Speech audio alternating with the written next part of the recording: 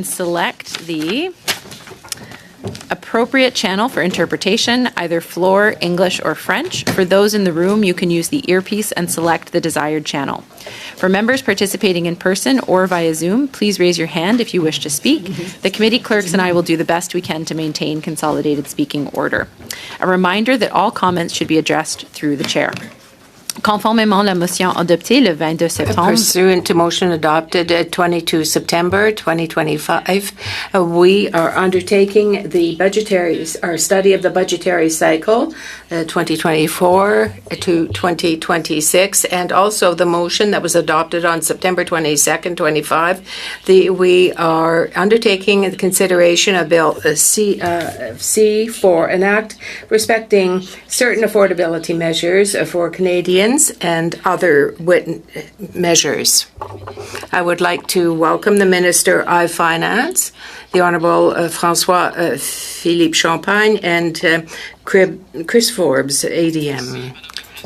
Thank you very much, Madam Chair. It's a privilege to be with you today, and congratulations on being nominated Chair of the committee. Thank you, first of all, for inviting me today. I think it's very important for us to have an open dialogue between the Minister of Finance and the Finance Committee. As you know, C4 contains a variety of good news for Canadians, and I'll go over them with you today. I want to discuss this bill and how the next coming federal budget will fits into the framework of C4. By a very fast-changing world global order, Canadians have called for a serious plan to address this new economic landscape and the rising cost of living. I said that in a press conference. I think it's the speed, scale, and scope of the change in the world economic order that really mandates that we do things differently in this country. They've asked for change that puts more money in their pockets, change that builds the strongest economy in the G7, change that builds one Canadian economy and not 13. With Bill C4, a new government is delivering on that mandate for change, and with our upcoming budget, we will seize upon a generational opportunity to transform the Canadian economy through ambitious investments and a rigorous expense review so that we can spend less and invest more. Notre gouvernement est prêt à bâtir, à protéger, à renforcer. Our government is ready to build, protect, and strengthen the Canadian economy and empower Canadians throughout the country. This includes ambitious investments in workers and industries and communities in Canada and Quebec. Consent at second reading, and I want to thank colleagues. There's not much things that go on in this House with unanimous consent, but everyone agreed that this was the right thing to do for Canadians. We have a package of affordability measure for Canadians, which is going to be transformational for our country, and I want to thank all of you for voting in favor of it. From a middle-class tax cut, which is saving money for 22 million Canadians, to eliminating the GST for first-time home buyers on new homes up to $1 million, to removing the federal consumer fuel charge from law. This legislation will put more money in Canadians' pockets. I should also mention, Madam Chair, that we have also heard concerns regarding unintended consequences of the tax cuts on some disability credit recipients, and I can assure you, Madam Chair, that we are working on resolving them. To build upon the momentum of C4, on November 4th, I'll be tabling Budget 2025. Et aujourd'hui, je suis heureux d'informer les députés de And today I'm pleased to inform members of some fundamental changes to our government's approach to budgeting, which will help us deliver more results for Canadians. There is a new way forward on budgeting. The global economy has changed, as I said, and Canada must change with it. We're responding with generational investment that build bigger and better at home. The urgency of this moment demands new ways of budget planning, and that's exactly what we're doing. The cornerstone of this new approach is a capital budgeting framework that distinguishes and enables the government to prioritize spending that stimulates public and private sector capital investment versus day-to-day operational spending. This will mean more transparent decision-making and more taxpayer dollars allocated to investment that will grow our economic potential. Going forward, the Government of Canada will also adopt a fall budget cycle, starting with Budget 2025. The fall timing before the main estimates, and I must say before the main estimates, will facilitate the oversight and study of public expenditure for parliamentarians, inherently making the process more transparent. It will also support effective financial planning for federal departments and agencies, provinces and territories, as well as Canadian businesses and organizations, allowing for more informed decision-making on where public funds will have the most impact. This updated budget cycle will more closely align with construction season and provide increased certainty and predictability for businesses and investors. Spring budgets often didn't allow projects to take the full advantage of the construction season. A fall budget cycle changes that, giving builders and investors a real head start. The new fall budget will be followed by a spring economic and fiscal update as the new fiscal year begins, as well as pre-budget consultations over the course of the summer, as we did this year. La tenue de ces consultations pendant Holding these consultations during the summer will give us more time to develop budgets that better reflect the priorities.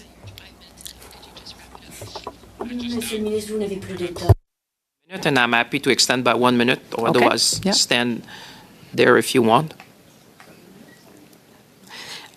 So, I was just saying, la tenue de ces consultations pendant Holding these consultations during the summer will give more time to developing budgets that better reflect the priorities of Canadians, as did the recent consultation last July and August, which took place in 26 cities across the country. we're in fact implementing recommendations made to the government by various parliamentary committees, including the Parliamentary Budget Officer. In conclusion, our government has a plan to build a new Canadian economy, the strongest economy in the G7, and one that works for everyone. C4 was an important first step in that plan, and Budget 2025 will be an historic next step. I look forward to releasing our full plan on November 4th with Budget 2025. Thank you for your indulgence, Madam Chair, and I look forward to the questions from my colleagues. Merci. Great. Thank you so much, Minister Champagne. So we will now begin with our rounds of questioning. Mr. Halan, you have 6 minutes for the Conservatives. Thank you, Chair.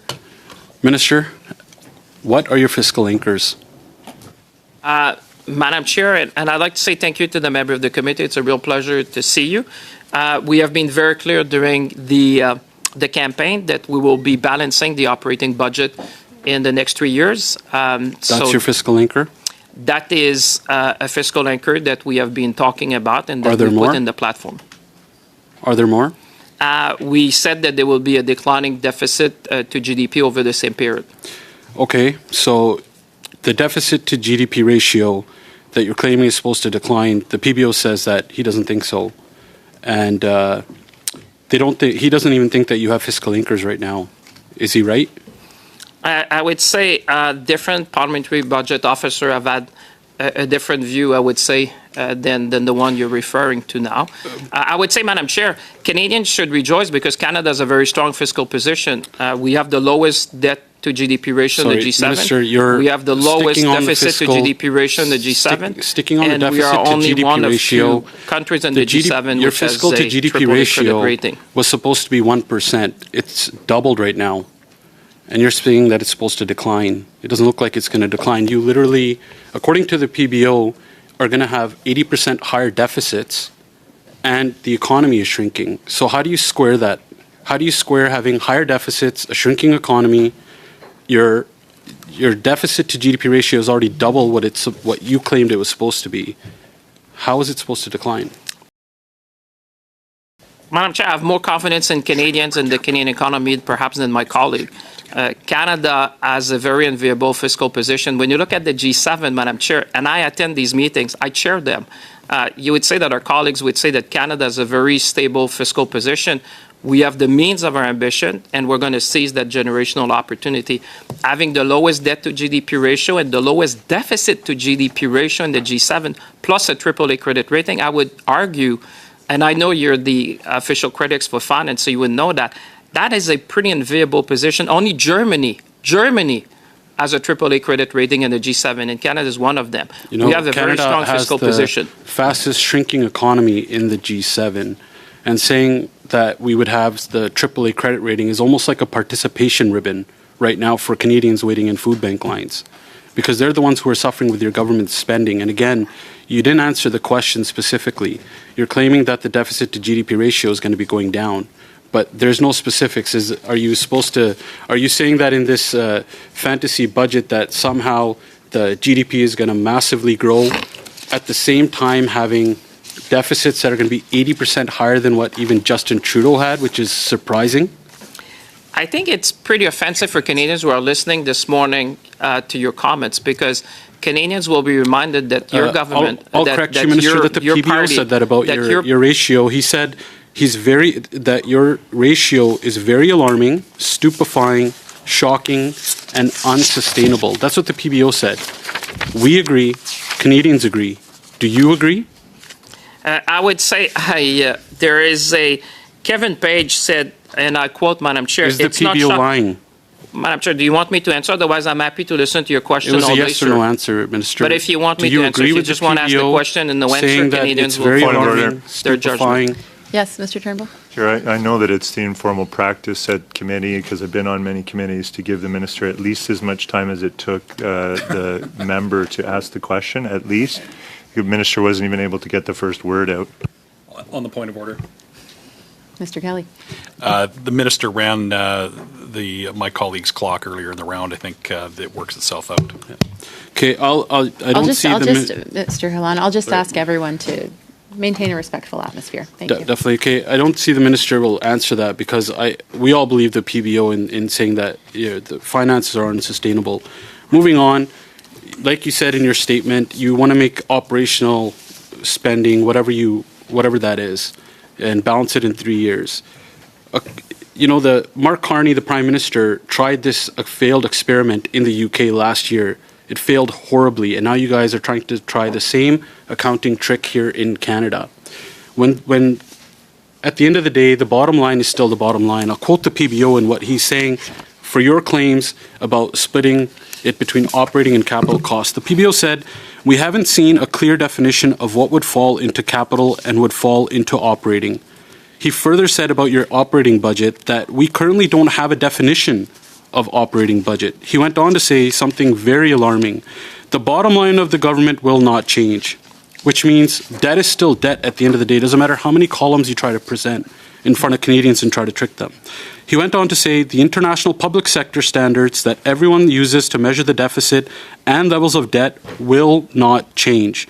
The first reason that won't change is those are the accounting standards. The second reason is the ratings agencies won't let you change it.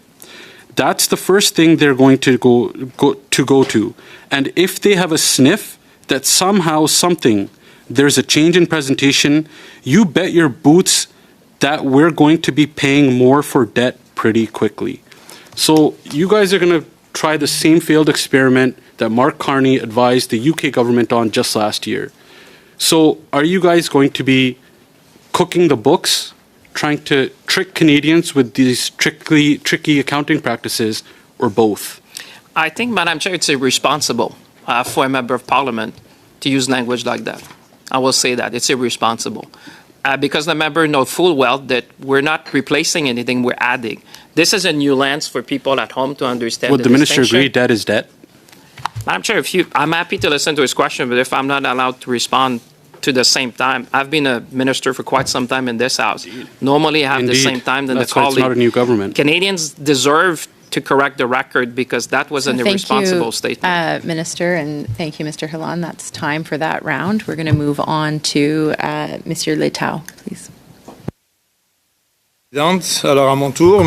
Thank you, and welcome, Minister. Welcome, Mr. Forbes. It's very nice to see you here with us this morning. Before beginning, I want to make a comment. The Canadian economy is not shrinking. Economic growth in 2025 will be plus 1.2%, according to the PBO. That's our esteemed colleague has just mentioned so many times. What has changed, though, is the economic environment. We now live in a much more complex, in a much more uncertain world, which requires a strong adjustment on the part of our government. Therefore, Monsieur le Ministre, ce que j'aimerais... Mr. Minister, I'd like to hear you a bit more because you really didn't have enough time before. Given this climate of uncertainty, in this climate of need to change and to put in place measures that will allow us to get through this difficult period, what are the principal measures that you wish to put in place? Thank you. Thank you, colleagues, and thank you, Mr. Littell. You are a well-known economist, former minister from the Quebec government. I certainly appreciate what you have done to contribute to economic growth in the country. But when you look at the fiscal situation that Canada is in, colleagues know when you speak about Canada, Canada is one of the two countries with Germany to have a AAA rating, and which has the lowest debt to GDP ratio, deficit to GDP ratio as well, and we are on a solid fiscal footing. Now, as you say, there are macroeconomic changes that are underway right now. It's happening everywhere in the world. And because of that, we have to be able to spend less in day-to-day operations. It is a generational opportunity. As I have said to you, Canada is looked to throughout the world. Canada builds ships. Canada builds cars, vehicles. Canada has an abundance of energy. Canada is the only G7 nation that has a free trade agreement with the United States. So when I hear these comments, when you hear from colleagues what Canada can do, and I know what the fiscal situation is in Canada, I trust and I have confidence in Canadians. I listened to the colleagues from the comments from our colleagues earlier. About the new way of presenting the budget. That is something that is going to allow us to deal with expenditures. People at home know that when you pay for your cell phone bill, when you buy a car, I think that what we want to do is to be able to give Canadians more transparency. The new budgetary cycle, having a budget in the fall, Madam Chair, will allow the committee to work. We are actually responding to the requests from committees asking for a change in the budgetary cycle because in the fall it aligns better. So that gives more clarity because the partners will be able to see the budget before voting on the main estimates. It gives more clarity as well for the provinces and the territories. My colleagues in the provinces and territories are very happy with the change.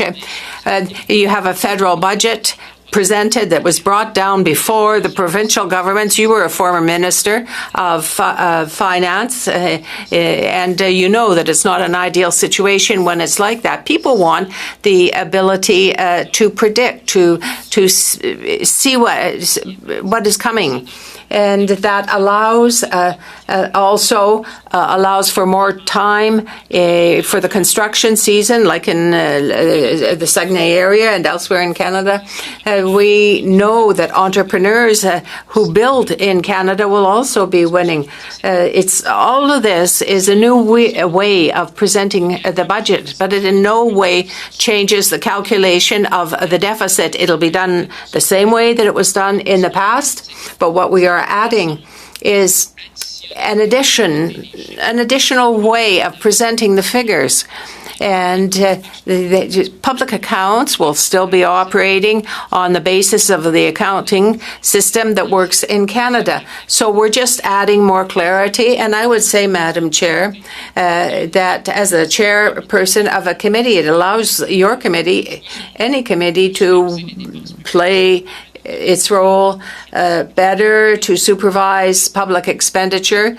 There will be consultations all during the summer, and I think this will facilitate things for Canadians. 20 seconds left. Well, in any case, since you mention it, In fact, yes, as a former minister of Finance in Quebec, the changes that you are making to the budgetary cycle will definitely help out at the provincial level. Thank you. Sir, you have 6 minutes.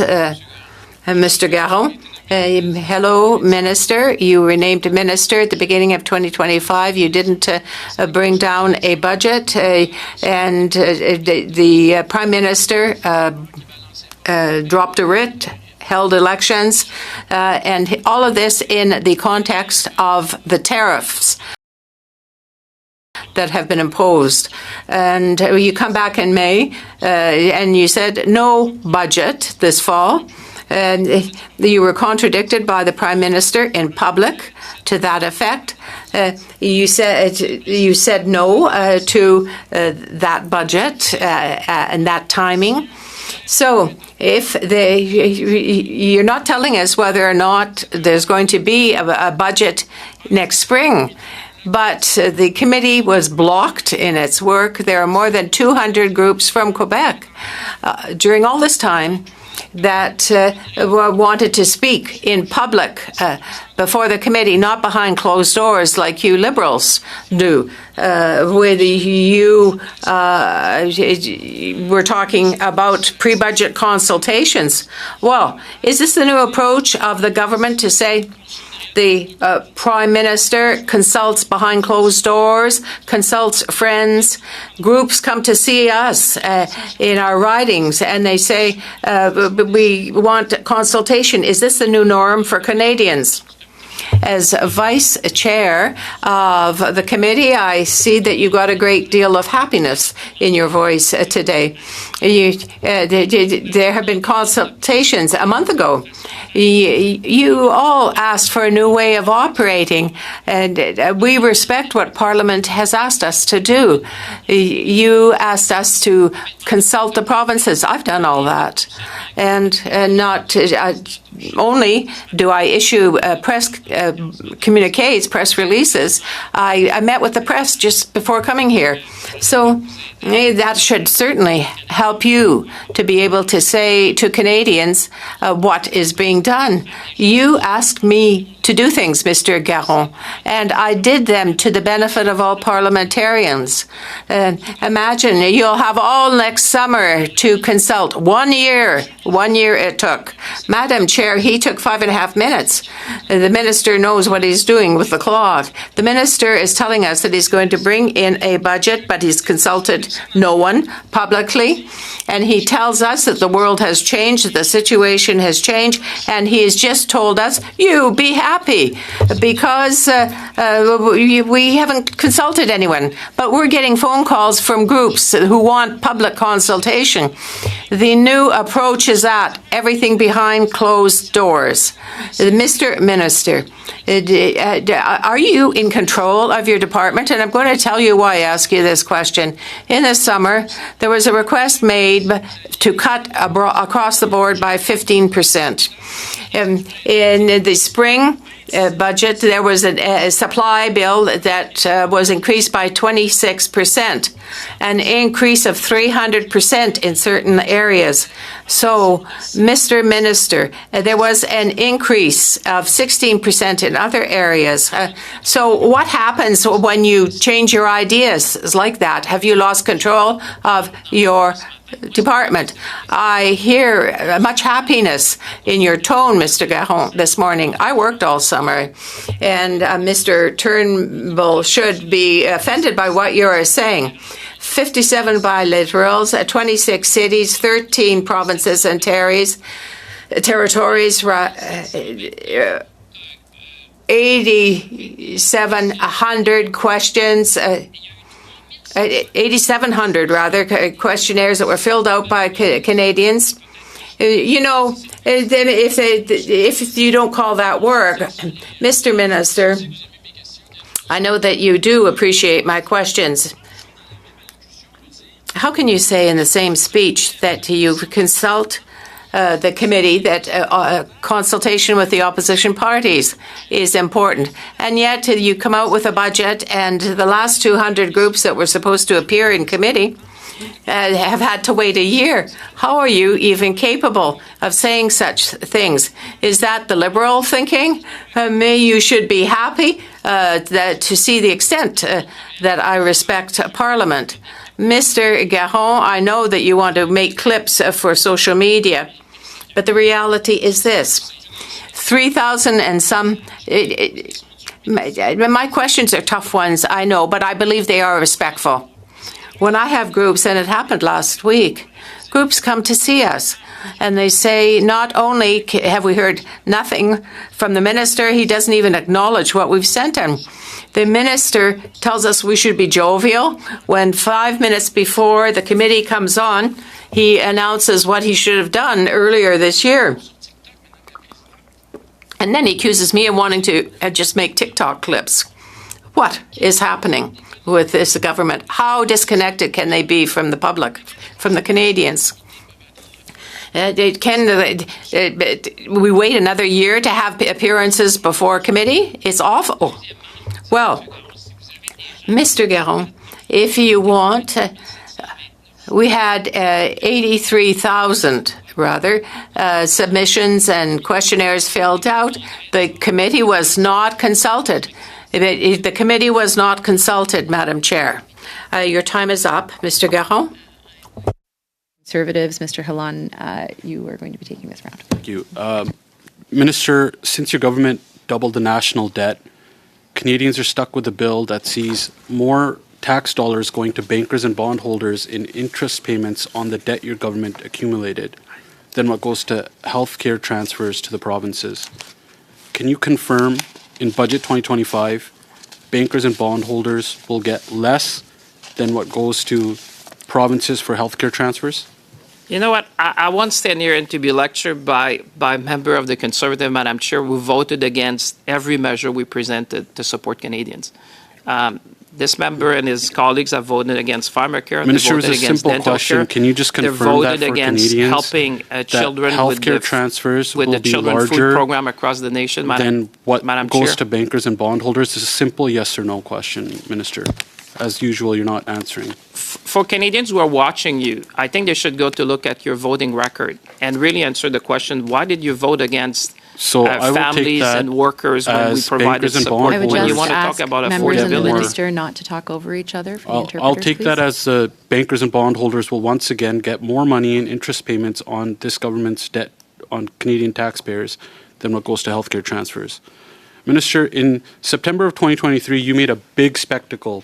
You were going to haul in all the grocery store CEOs, and you claimed that by Thanksgiving 2023, grocery prices would come down. 2 years later, it's almost Thanksgiving 2025. Grocery inflation has skyrocketed due to Liberal grocery tax and other taxes and the amount of money that you guys spent. On top of all that, we see overall grocery price inflation has increased to almost 7%. Essentials at the grocery store, like ground beef, is up 30% since then. Apples almost up 40%. Tomatoes up 15%. Chicken up 20%. And food prices are rising 50% faster in Canada than the U.S. When will food prices and grocery prices come down? Well, I would say, Madam Chair, for Canadians who are watching, I invite you to vote in favor of C4. C4 provides a middle-class tax cut to 22 million Canadians. Will C4 lower grocery prices, yes or no? I could not understand the question, Madam Chair, because I was talking whilst the member was asking me to respond. But I would say I would invite all the members, and I'm sure because he's a very influential member of the Conservative caucus, to convince his colleagues to vote for C4, because C4 actually will reduce taxes for 22 million Canadians. That is the kind of measure that puts more money in the pockets of Canadians, and that's the kind of affordability measure that Canadians will be wanting. Pour moi. Écoutez, vous avez dit qu'il y a eu plusieurs tables Listen, you rondes. said that there were a number of round tables that were done during the summer. It's October 6th now, and November 4th. On November 4th, we're going to have the budget. So what are we doing here in the Finance Committee? What are we being useful? No opposition member has been able to participate in those meetings that were held. There have been no meetings for us. You tell us that we have an important role in the Finance Committee. You're a politician that I respect very much, but what respect do you have here in our committee? Well, you should be happy that with what we've done, because you, the committee, asked us to change the cycle. We had a committee report that requested the budgetary cycle be changed. And in your current, Minister, it is October 6th. The Minister, you have all next summer to consult. We did it, but it's up to you now to decide to consult people. But what you are saying is that we have to do this individually. The Finance Committee did not work as a committee to consult. No, you should celebrate what is being done today. I know a lot of people in your area from your home riding, and in Quebec, they're being very happy because we're aligning ourselves better with the construction season. But with the supply bill, you'll have a better view of what's going to be happening. You should be really happy. Minister, I have a few questions for you in limited time. The PBO his role is to give a non-partisan, neutral, and independent analysis of what is being done. Are you satisfied with Mr. Jacques meeting these standards with what he has done? Yeah. Oh, you're saved by the bell, Minister. Yes, your time is up. Donald, for 5 minutes. Regarde les deux autres qui disent. Minister Champagne and Deputy, thank you for being here today. I think the Canadians know which parties have been stalling and grandstanding. We've been here for almost a month, and we could have heard from stakeholders, but because of the games that have been played, we haven't had that ability.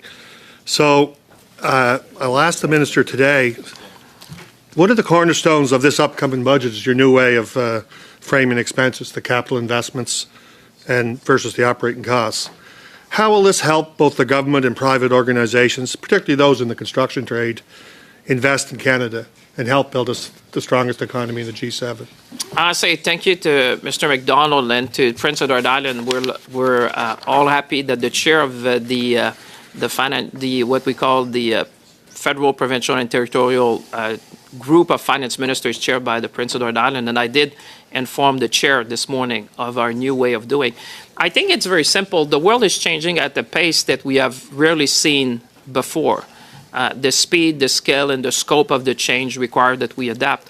And today it gives us an opportunity to focus on our core objective, which is to spend less so we can invest more.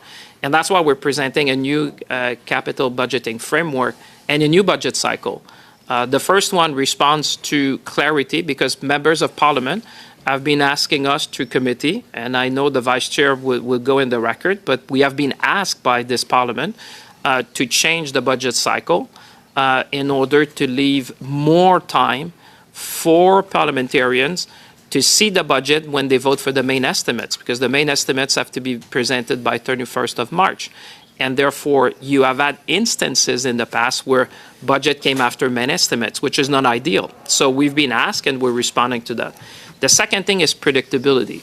If you're a province, a territory, or a business, or even more, Madam Chair, I think about all these organizations in the country that depend for their functioning and their operation on federal funding. They'd like to know whether they'd get funds in the budget ahead of their own fiscal year, because now it's difficult for them, whether, depending on the time of their fiscal year, they don't know what's going to be the federal contribution. And lastly, Mr. McDonald, you understand that because you've been an entrepreneur, you've been very successful, and we're lucky to have you in Parliament now. But construction season, if there's one thing that doesn't wait for parliamentarian, is the construction season. And that won't be a surprise to our friends from Alberta, because in Alberta, in different parts of the country, I've heard from people that say, and I was infrastructure minister before, they say, can you align your decisions with the construction season? If you're presenting a budget in the spring and, for example, you need to build in the north, you need to book the barge a year in advance. You can book that. You can book your workers. You cannot have requests for proposal from entrepreneurs by the time it's too late. So we can't afford as a nation to miss one other construction season. We can't afford that. We need to make generational investment in our future, and that's why this framework will help us to focus on what matters, prioritize our investment, and be more transparent to Canadians. That's why you have seen provinces, and even the vice chair of the committee with the group, provinces and groups, you will see they're saying to us, thank you for changing that, because that's what we've been asking, and we're responding to the wish of Parliament. And for me, it's about setting the clock straight. And after that, the committee with the chair will have to decide when you do your budget consultation. We'll certainly do that all across the summer, and we do that all the year. And I want to thank Mr. Turnbull for all the work he's done this summer. We've heard from one thing which is slightly offensive is to say you've not consulted. I mean, this is probably in 10 years the largest public consultation for a budget that we have seen. And therefore, I think that this is going to be welcomed by Canadians. They want more transparency and more clarity. And by presenting what's the difference or where their money goes with respect to capital investment and day-to-day spending, I think it's adding. That's why I don't understand my conservative colleagues in their criticism, because this is adding, it's not replacing. It's just providing a new lens. And I can tell you the deficit and the debt will be recorded in the same manner as in previous budgets, but it's going to provide an additional lens. So you provide more information to people, and as parliamentarians, we should all welcome that. Minister, can you speak to how your department's working to scale up prefab and industrialized construction methods in smaller jurisdictions like Atlantic Canada? Well, thank you for that, and I think all members would be happy to hear that. We need to do things differently. We need to build more homes. We know that the three things that Canadians have told us during the summer, and I'm sure it's the same thing for Mr. Garon, who's been listening to many people. Thank you, Minister. Thank you, Mr. McDonald. Just before I turn back to Mr. Garon, I'd ask Mr. Kelly to please keep his comments to himself. Everyone else is able to listen. Thank you. Mr. Garon. Monsieur le Ministre. Minister, during the election campaign, your government bought votes.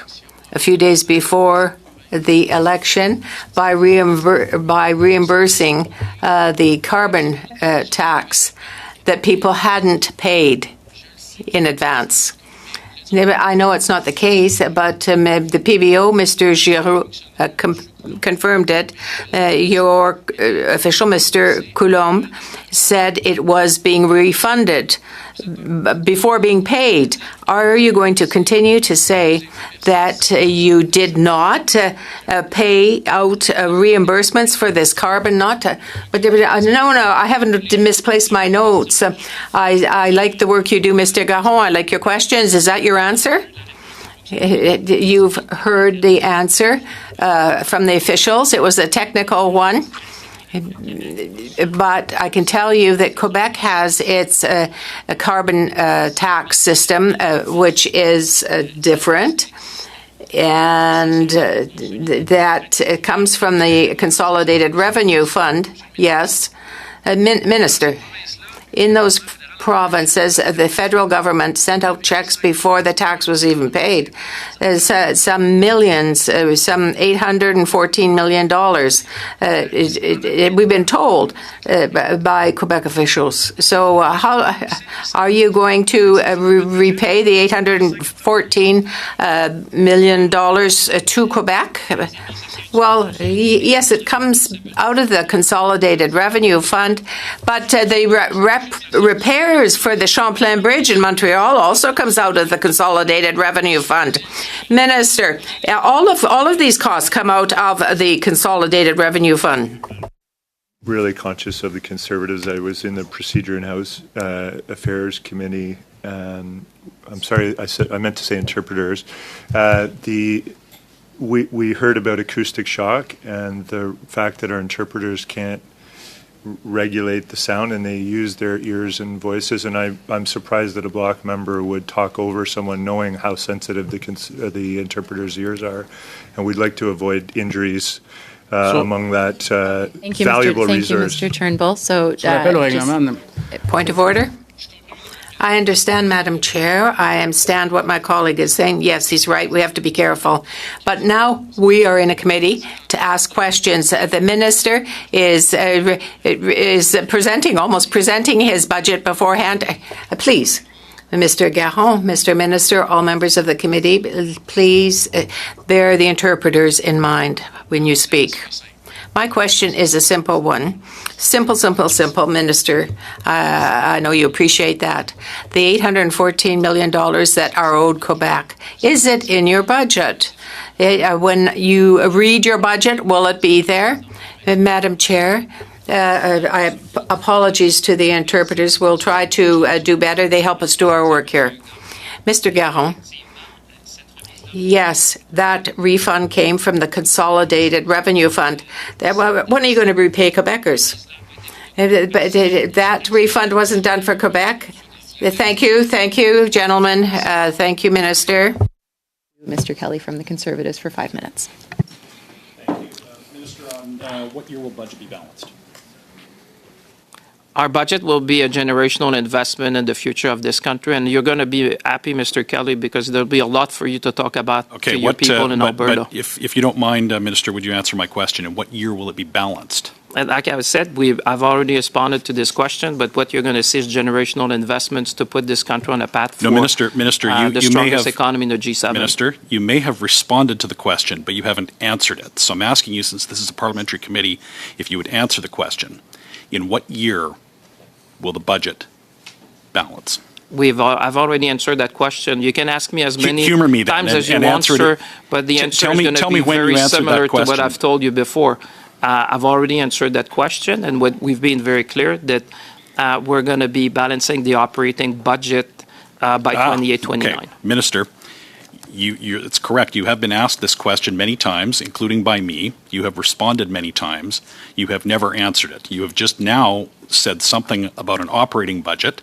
So I understand that you are distracting Canadians with accounting rule changes, but I'd like you to answer. I'll give you one more chance to answer my question. When will the budget be balanced? I've heard you very well, and I think it's irresponsible for a member of parliament to suggest the question you've been asking. The deficit and the debt will be calculated and presented as it has always been in accordance with the accounting principle. So I would say Canadians are watching that, and they're watching you carefully. What we're saying, they understand it. I just did a press conference, and I trust you. Canadians understand that. They really understand that. They said the government will present a new lens so they have more transparency, more clarity. And you should talk to your colleagues at the provincial level. They really welcome what we're doing, sir. And that's what you've been asking me. So for the record, the Committee of Parliament has been asking Minister, the Minister of Finance to change the budget cycle. We're responding to the wish of Parliament. Minister, you are refusing to answer the question, as you have refused to answer this question repeatedly. So I am left to conclude that the budget will never be balanced under this government. In fact, at the Operations Committee, when asked, at the Operations Committee, the PBO said the path we're on currently isn't sustainable. And when he was asked what year the budget will be balanced, the PBO said, is that a trick question? Well, I mean, but it's not a trick question. It's a question that Canadians need answered by the Minister of Finance. Will you answer at this committee and tell Canadians what year you will balance the budget? Let me just quote the previous parliamentary budget officer. It's not shocking to see deficit go up because the economy is slowing and we have NATO commitment. To me, it's sustainable. That's Kevin Page, sir, who has been a parliamentary budget officer for quite some time. Yes, he did. He did great work. Actually, what he said is the reflection. I so wish you would be at the G7 meetings with me, because you would see what colleagues are doing. We have the most stable fiscal position of the G7. Okay, Minister, we have no, you're not answering the question, so we'll try a different question, Minister. You should at least tell Canadians as it is, sir. Those are facts. Minister, you can have your own opinion, but you're not entitled to your own facts. Indeed, Minister, the facts are what they are, sir. We have a AAA credit rating like Germany. The current budget deficit is projected to be your current budget deficit does not even include NATO commitments.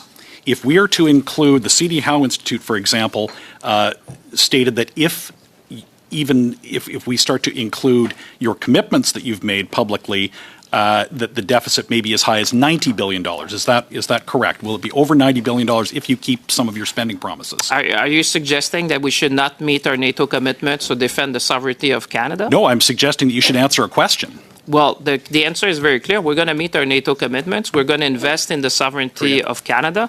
And Canadians have understand the world is changing and we need to make these generational investments. Merci, Monsieur le Ministre. On va revenir à moi pour une minute. Mr. Minister, will come back to me for a minute. Here, the PBO said that if there is a trend from the government to increase the debt to GDP ratio, the PBO responded that it would be very disquieting. Can you not tell Canadians what's happening? Because we are very disquieted as well on this side. We are concerned.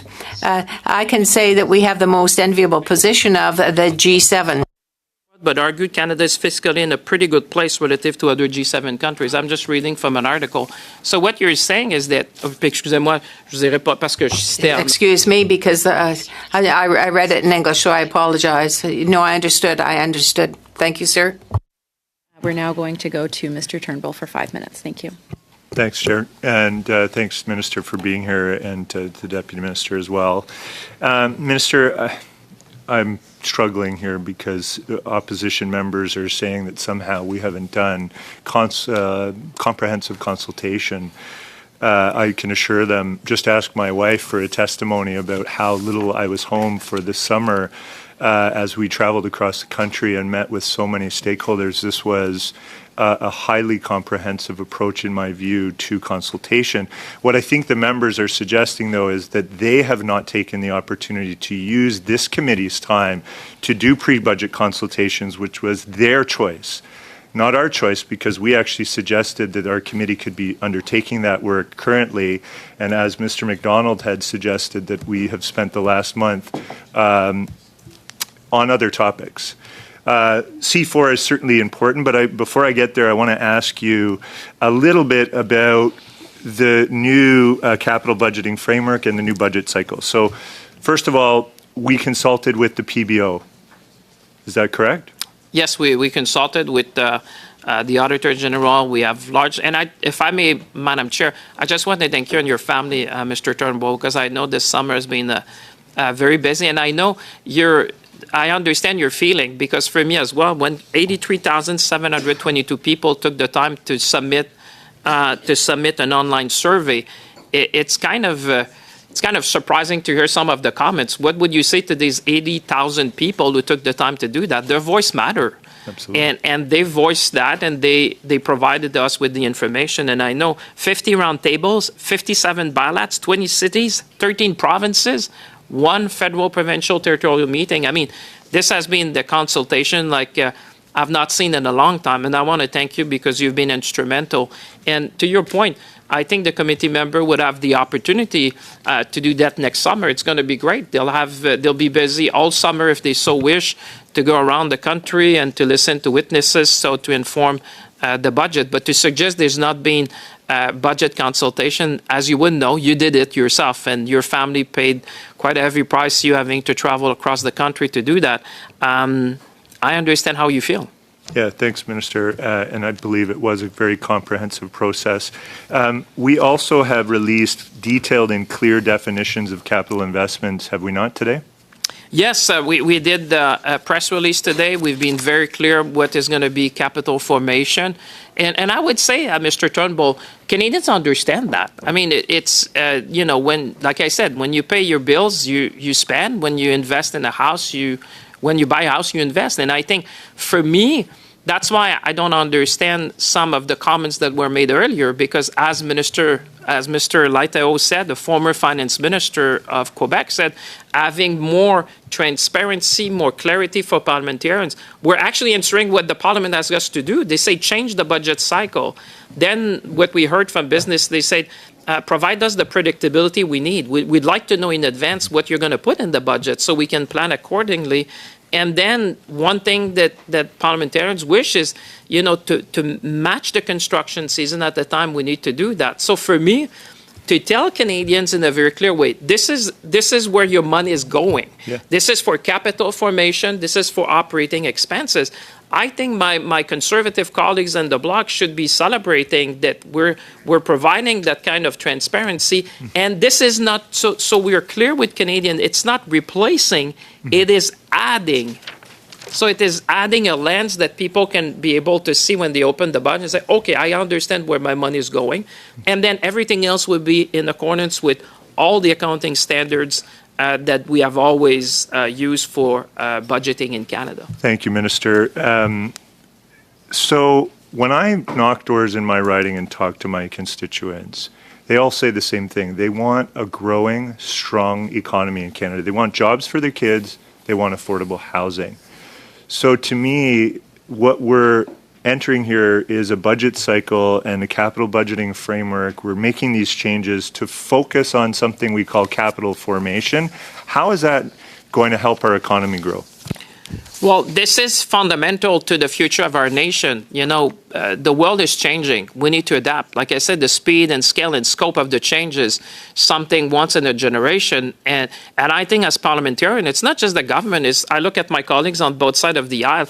We need to meet that moment. People before us have met the moment. I can think in 1945, people met the moment. Canadians instinctively understand when faced with something like that, you need to invest. You need to reduce your expenses. That's why we say we're going to spend less so we can invest more. Sorry, Minister. Thank you. That is time for this round. Colleagues, looking at the clock, we don't have time for another full round, but if colleagues are interested, we could do a condensed round with 2.5 minutes each to the Conservatives and the Liberals and 1.5 minutes to the Bloc. Do I see agreement for that? Yeah? Okay, thank you. Ms. Kobina?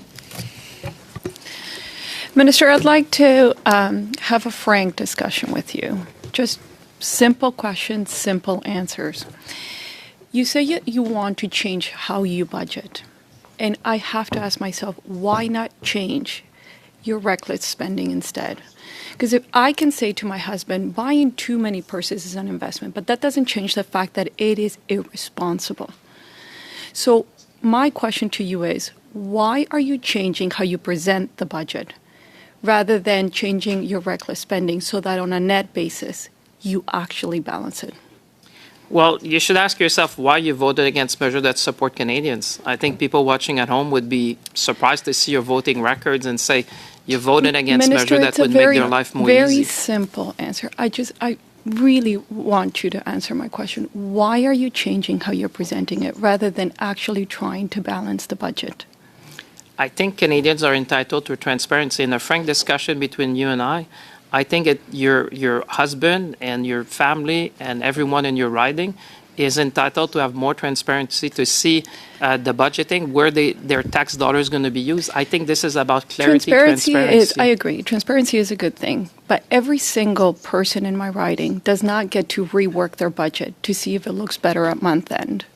The bottom line is the bottom line. If you don't have money, you don't have money.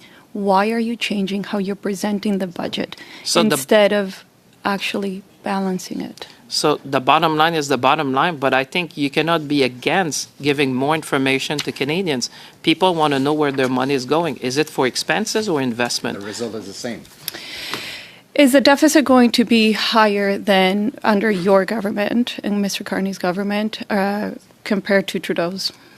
You should be informing your constituent that we have the lowest deficit to GDP ratio in the G7. Minister, please. No, but I'm that asking really a very matters. simple question. Is it going to be higher That really than matters. Trudeau's or not? I would say you need to compare our fiscal position with the other G7 country because Canadians look at that. Our colleagues, Minister, the bond rating agency. numbers don't change. It's black and white. I come from the financial sector. Is it going to be higher than Trudeau's or lower than Trudeau's? I know you come from the financial sector, and that's why I'm happy you're on the finance committee, but you wouldn't know because you're a very smart Minister. Thank you, Ms. Kobina. financial I'm going planner. to turn it over to Mr. Letao for 2.5 minutes. Thank you. Merci, Madame la Présidente. Thank you, Chair. Minister, I'm back. Just a clarification before asking a question. The investment that is being made in the economy, that investment part, will have an effect, will work on the potential growth for Canadians. That it's not inflationary. We are stimulating the supply, the capacity productivity, if you like. Here's my question. Affordability, C4, deals with this matter. And in the present context, where the price of certain products has really skyrocketed, what is the impact of C4? Thank you for enlightening the members of the committee. You know how to read things, but as a former Minister of Finance, you understand what is meant here with respect to the changes in the optics, a new lens. We are fortunate to have the strongest position in this G7. But coming back to C4, the way of measuring was to drop the income tax bracket to lower taxes, income tax for Canadians, for some millions of Canadians, and then they'll be happy about it because they voted for it. It would be a little tough to say to your constituents when you vote against. I voted against a drop in income tax. Well, first of all, it's housing. And also the tax burden of Canadians that are of concern, and prices, of course. So what we are going to do is try to lighten that tax burden for Canadians. We want to move the bill along into third reading so that it will be dealt with and become law. Thank you, sir. Thank you, Mr. Littell. Mr. Garon, 1.5 minutes. Thank you, Madam Chair. Minister, there were a lot of agreements for health transfers that are reaching their end, reaching their limit. And we haven't had a budget for 18 months. So I think it's appropriate to ask you this question. As of next year, those health transfers are going to have to grow because of the rising health costs. Are these transfers going to be unconditional to the provinces? I'd just like to say that the statement that we made in the press release today, that there will be an economic update in the spring.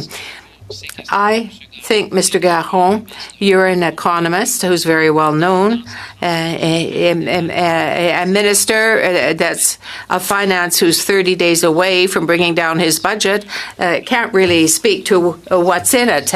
I know in time you will have the answers to your questions. You will know what is in the budget, measures that will help Quebecers and the provinces and the territories, good for the regions, good for the industry, and good for all of this country. Bon, mais merci tout le monde. Thank you, everyone, for this meeting, this part of the meeting. Thank you, Minister. I know, Deputy Minister, it was a difficult meeting for you today. We'll suspend the meeting to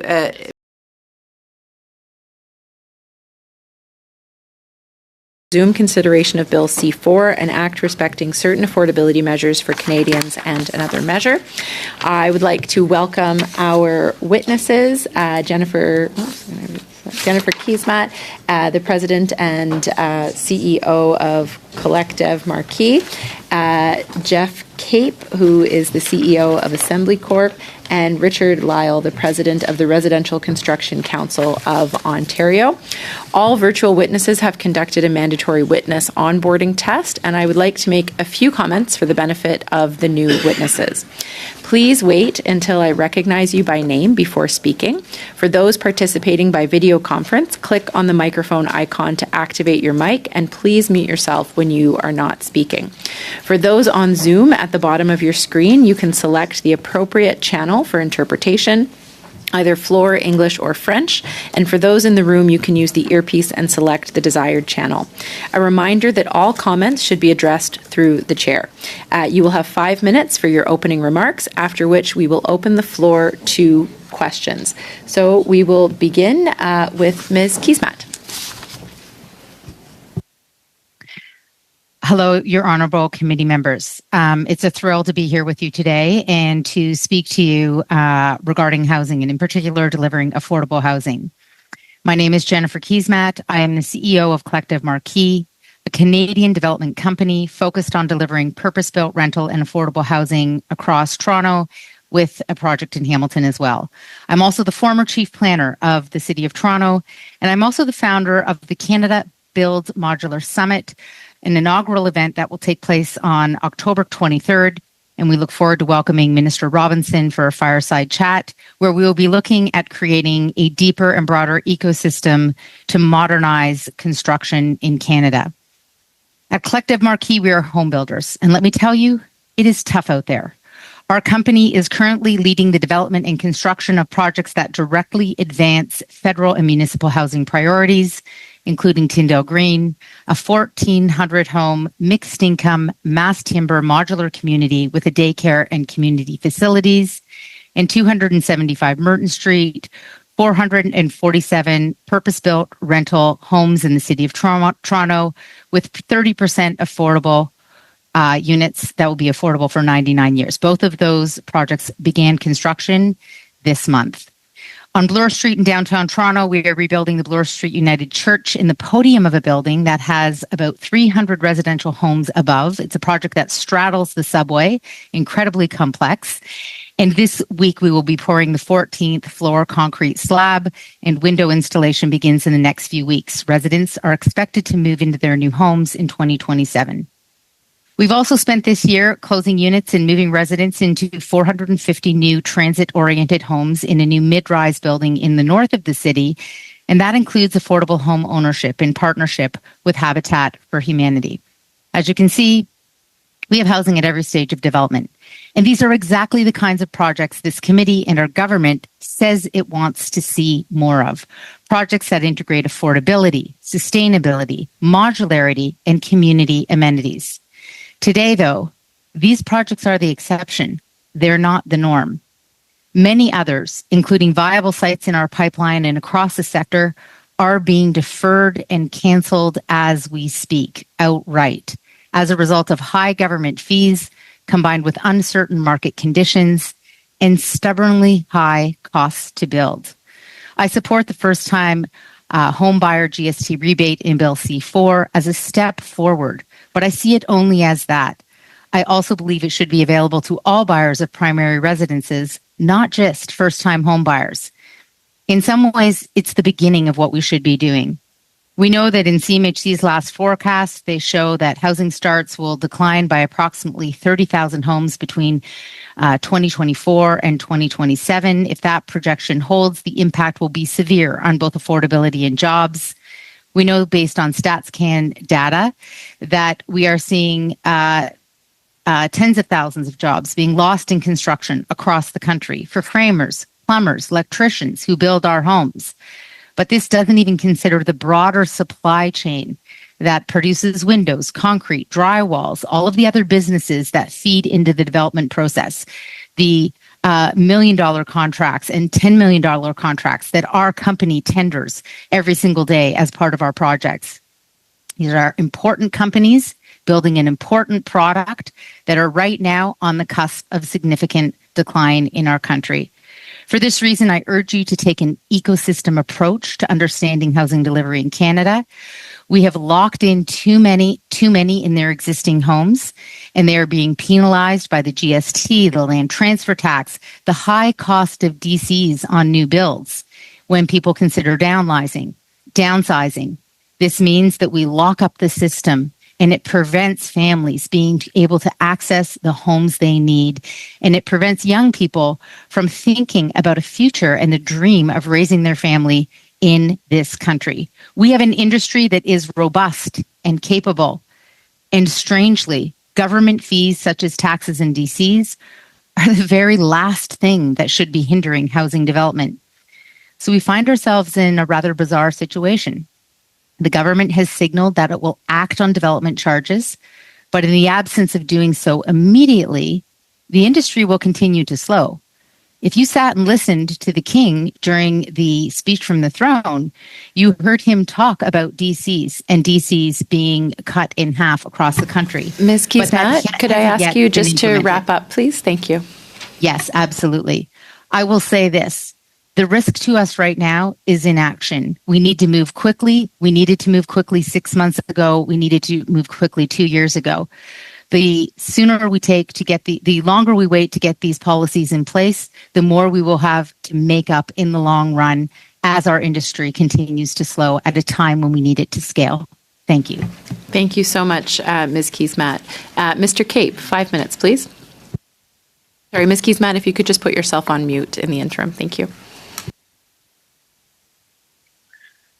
Yes, thank you. So Jeff Cape, the CEO of Assembly, also here to represent the a coalition we've put together over the course of the last 6 months, focused on industrialized construction. So the Canadian Industrialized Construction Coalition, over 100 companies aligned in their views on the policy requirements to try to advance affordability in Canada. So first off, thank you, all of you, for focusing on such a critically important subject, the affordability agenda.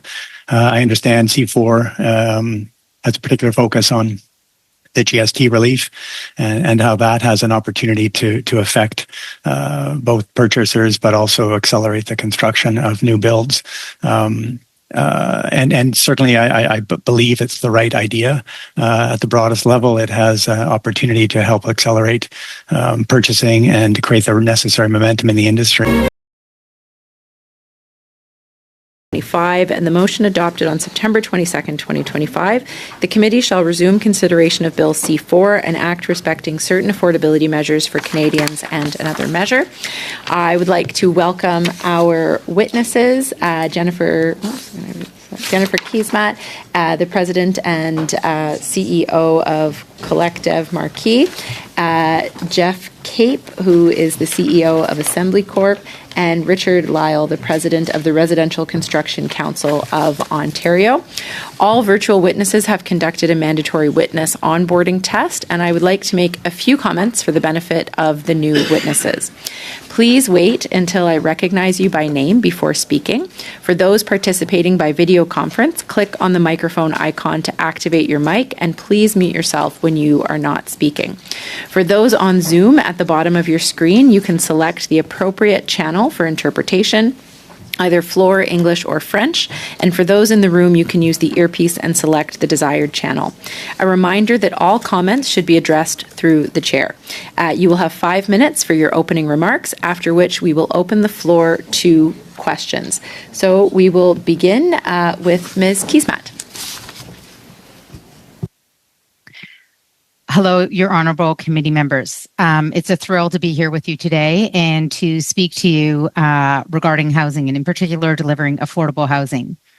My name is Jennifer Keysmat. I am the CEO of Collective Marquee, a Canadian development company focused on delivering purpose-built rental and affordable housing across Toronto, with a project in Hamilton as well. I'm also the former chief planner of the City of Toronto, and I'm also the founder of the Canada Build Modular Summit, an inaugural event that will take place on October 23rd. And we look forward to welcoming Minister Robinson for a fireside chat, where we will be looking at creating a deeper and broader ecosystem to modernize construction in Canada.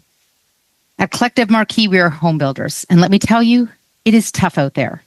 Our company is currently leading the development and construction of projects that directly advance federal and municipal housing priorities, including Tyndale Green, a 1,400-home, mixed-income, mass timber modular community with a daycare and community facilities, and 275 Merton Street, 447 purpose-built rental homes in the City of Toronto, with 30% affordable units that will be affordable for 99 years. Both of those projects began construction this month. On Bloor Street in downtown Toronto, we are rebuilding the Bloor Street United Church in the podium of a building that has about 300 residential homes above. It's a project that straddles the subway, incredibly complex. And this week, we will be pouring the 14th floor concrete slab, and window installation begins in the next few weeks. Residents are expected to move into their new homes in 2027. We've also spent this year closing units and moving residents into 450 new transit-oriented homes in a new mid-rise building in the north of the city, and that includes affordable home ownership in partnership with Habitat for Humanity. As you can see, we have housing at every stage of development, and these are exactly the kinds of projects this committee and our government says it wants to see more of. Projects that integrate affordability, sustainability, modularity, and community amenities. Today, though, these projects are the exception. They're not the norm. Many others, including viable sites in our pipeline and across the sector, are being deferred and canceled as we speak, outright, as a result of high government fees combined with uncertain market conditions and stubbornly high costs to build. I support the first-time home buyer GST rebate in Bill C4 as a step forward, but I see it only as that. I also believe it should be available to all buyers of primary residences, not just first-time home buyers. In some ways, it's the beginning of what we should be doing.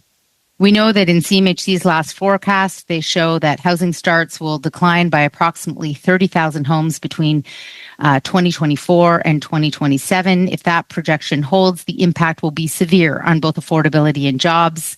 We know based on StatsCan data that we are seeing tens of thousands of jobs being lost in construction across the country for framers, plumbers, electricians who build our homes. But this doesn't even consider the broader supply chain that produces windows, concrete, drywalls, all of the other businesses that feed into the development process. The $1 million contracts and $10 million contracts that our company tenders every single day as part of our projects. These are important companies building an important product that are right now on the cusp of significant decline in our country. For this reason, I urge you to take an ecosystem approach to understanding housing delivery in Canada.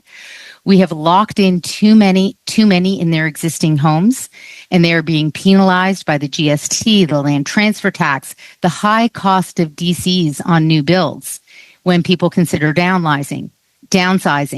This means that we lock up the system, and it prevents families being able to access the homes they need. And it prevents young people from thinking about a future and the dream of raising their family in this country. We have an industry that is robust and capable. And strangely, government fees such as taxes and DCs are the very last thing that should be hindering housing development. So we find ourselves in a rather bizarre situation. The government has signaled that it will act on development charges, but in the absence of doing so immediately, the industry will continue to slow.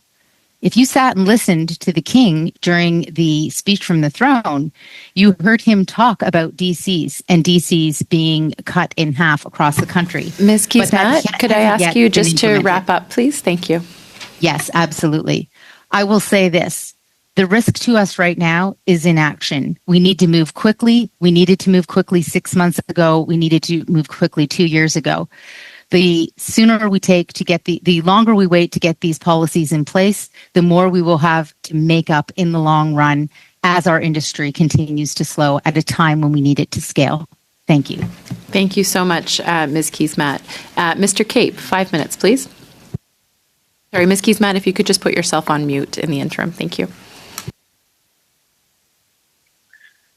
Yes, thank you. So Jeff Cape, the CEO of Assembly, also here to represent the a coalition we've put together over the course of the last 6 months, focused on industrialized construction. So the Canadian Industrialized Construction Coalition, over 100 companies aligned in their views on the policy requirements to try to advance affordability in Canada. So first off, thank you, all of you, for focusing on such a critically important subject, the affordability agenda.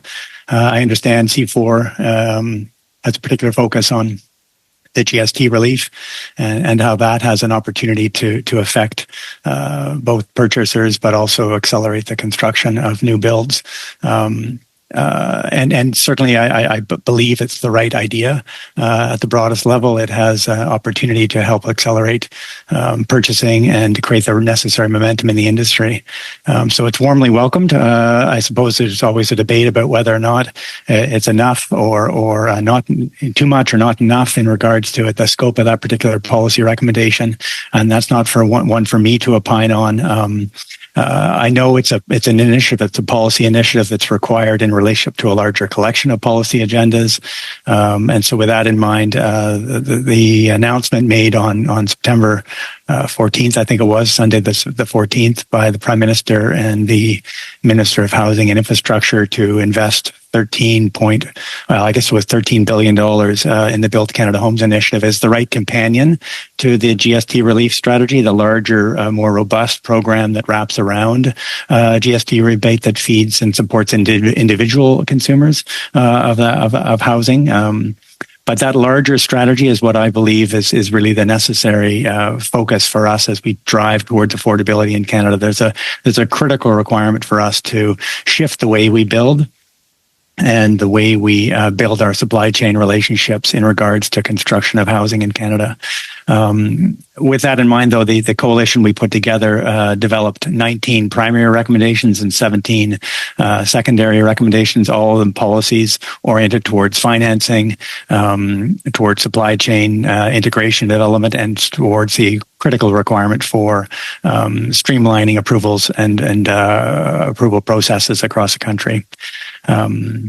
So I guess I'll leave it at that, other than maybe to identify that the work that Assembly is doing right now is drawing on global best practice. As a company, we've spent the last 7 years trying to figure out where in the world the most informed and most advanced thinking is in regards to both policy and fabrication for affordable housing. And we landed on Sweden, and we've designed a relationship, a deeper working relationship with Lindbach, one of the largest firms in the world focused on modular housing.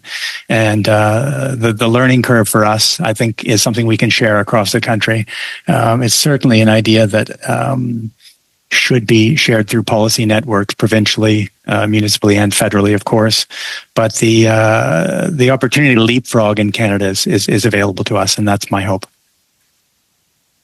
Great. Thank you, Mr. Cape. It's not often we get time back from opening statements, so thank you for that.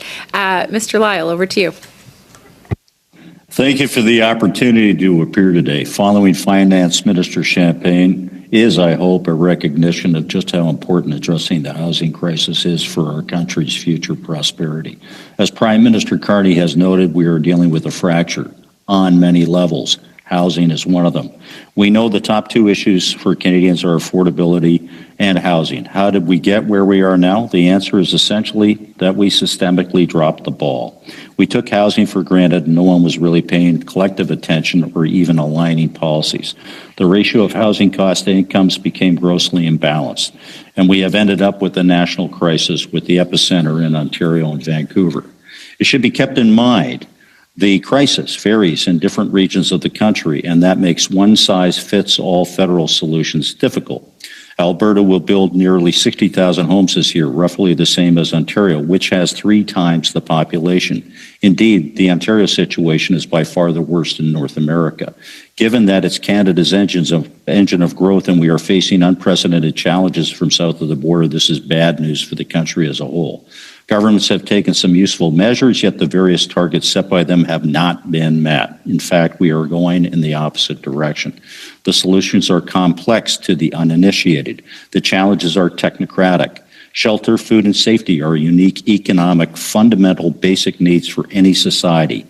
People need housing. However, we are taxing it like cigarettes and alcohol, so-called sin taxes designed to discourage use, which is just wrong-headed. ResCon was the first to release a report demonstrating the scale of these costs. Dumping those costs on young and first-time homebuyers in many jurisdictions is fundamentally unjust.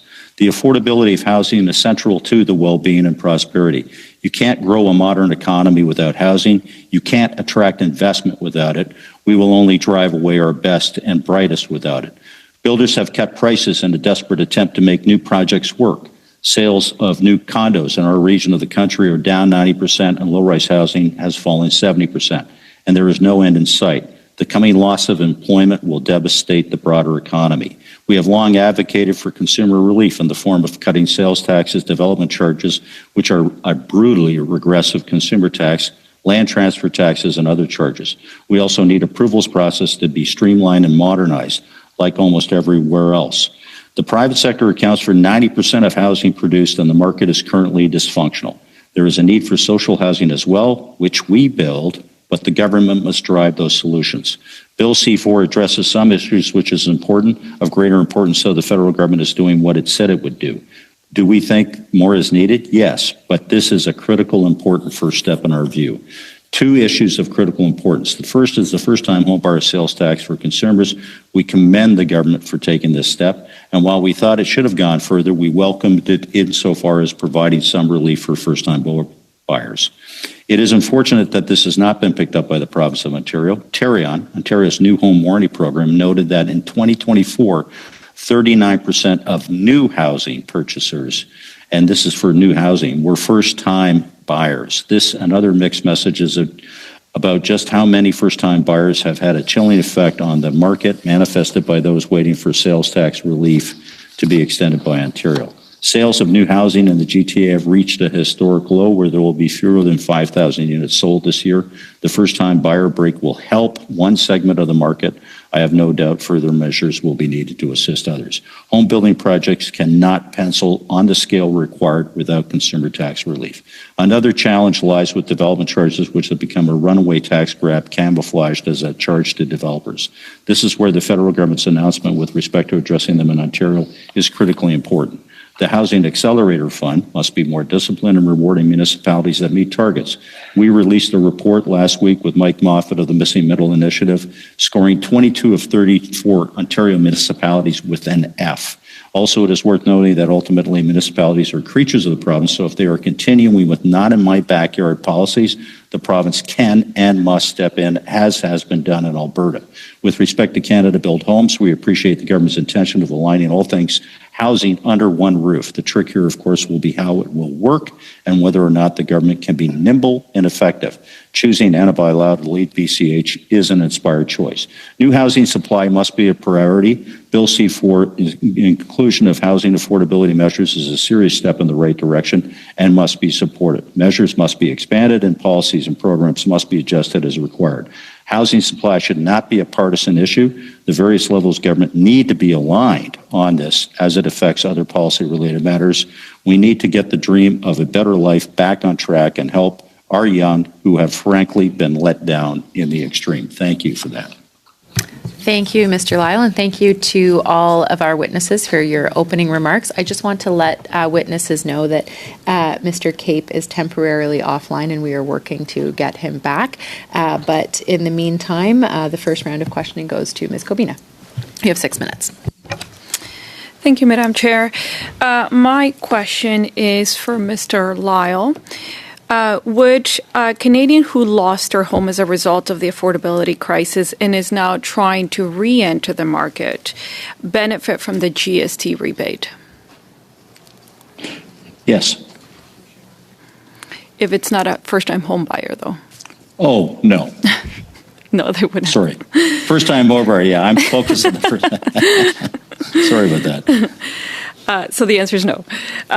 Would a single mother who sold her home because of a divorce, for instance, benefit from the GST rebate? If she's not a first-time homebuyer, no. Okay. Would seniors who are looking to downsize to a smaller unit and therefore, of course, freeing up a family home benefit from the GST rebate? No.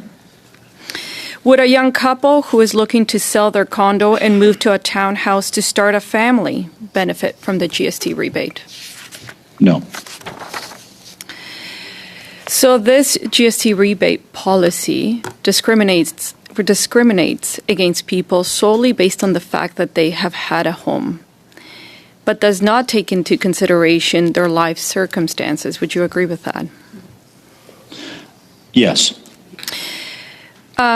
Development charges can be responsible for about 30% of the cost of a new home. Would you agree with that? Well, the study, we did two studies on this. The first one was 31%, then we updated it to 36%. That's all taxes, fees, and levies, which includes DCs. DCs are, depending on where you are, because they've been set differently in different municipalities in Ontario at any rate, around 20%. The other fact I would bring, the Terrion report, which is the new home owner report on new housing produced, set the first-time home buyers, and this is why we, think this is worth supporting, of course, at 39% of buyers in 2024. That's new housing. And what we're interested in, of course, is we need net new supply, not resale. So.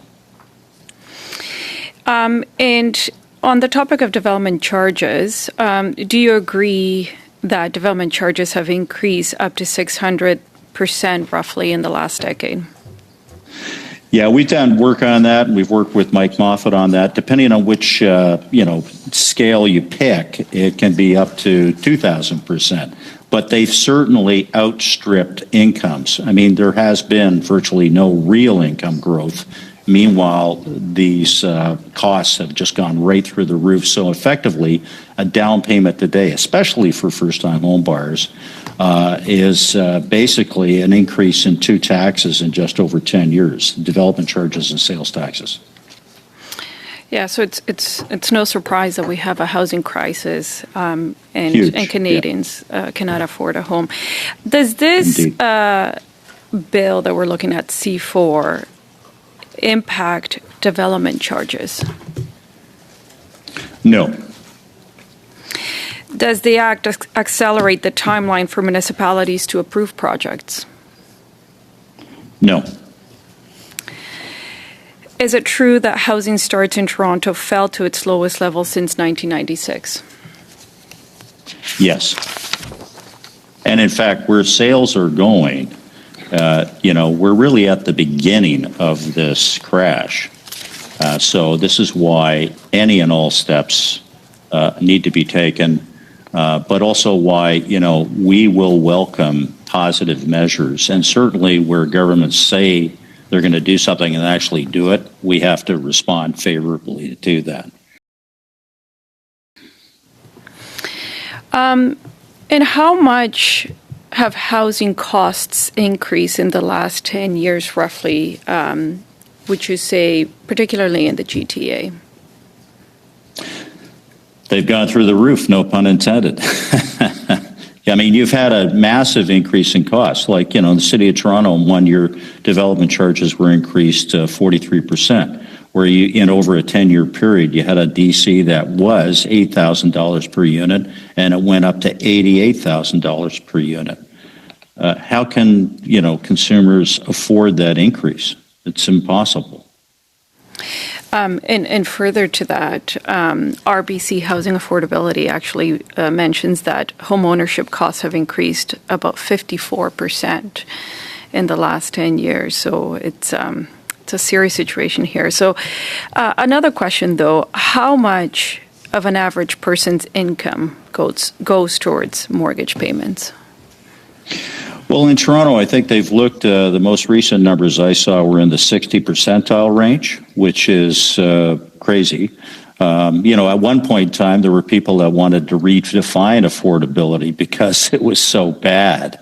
The CMHC has had a long-standing measure that it shouldn't be more than a third of your income, basically. So we're way out of whack. And even though prices have come down, we still are facing other things, like we've had increased construction costs and so on. So, rates are obviously important. But, the bottom line is Thank that you, Mr. Lyle. If you could just wrap up for this round of questioning very briefly. I was just going to say the bottom line is the tax issue is the most important thing right now. Thank you. Thank you, Ms. Kobina. I'll go over to Mr. Sawatsky. You have 6 minutes. Thank you, Madam Chair, and thank you to the witnesses for joining us today. Ms. Kiesmat, you've been clear that Canada's housing system isn't working for an entire generation of young people. They're now shut out of home ownership. So as the bill as the committee studies Bill C4, we're looking at measures like the GST relief on new homes, the creation of Build Canada Homes Agency, which aim to make it possible to build and buy the kinds of entry-level homes that people need. So given your experience aligning policy, planning, and market incentives, I'd like to explore how these changes could help with pathways for younger Canadians to enter the housing market.